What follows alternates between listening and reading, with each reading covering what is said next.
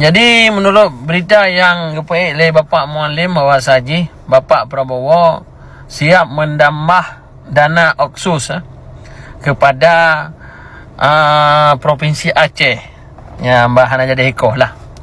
Jadi urutnya pudra yang perlu kita ketahui bahawa saji kepu dana 1 juta triliun, 2 juta triliun, bahkan triliun-triliun. Kan? Menyo dananya hana tepat sasaran.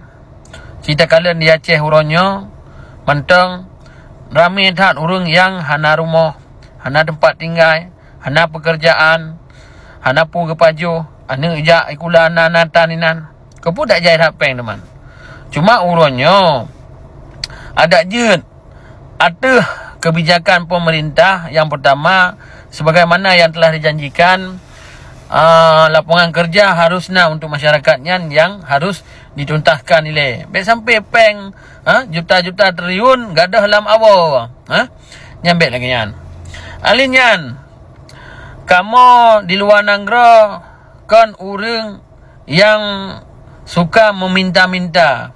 Long di Malaysia long kerjakan kerja-kerja sosial hantom pernah lo laki peng bak pemerintah untuk kegiatan sosialnya. Napeng lun jalankan, hanapeng lagi haba menan. Kamu fikir kira kiban cara yang mudah.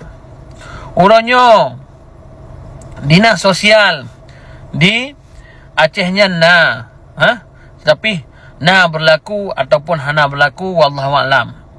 Kamu pi hana sempat menjak lo mbak kantor dinas sosial dan hana sempat lo mbak pegah permasalahan anak rantau yang musibah hasib biaya di rumah sakit, hana peng dapur di saat melinggai, hana peng dapur di saat tengah sakit, dan hana membincang terus kenal lo. Alhamdulillah Yayasan Sabina Komuniti Aceh Malaysia kali terdaftarkan dan kasah. Ya, orangnya mau tidak mau, suka tidak suka, tetap harus terjalankan. God, rekan-rekan, salim kompak sabis. Assalamualaikum warahmatullahi wabarakatuh.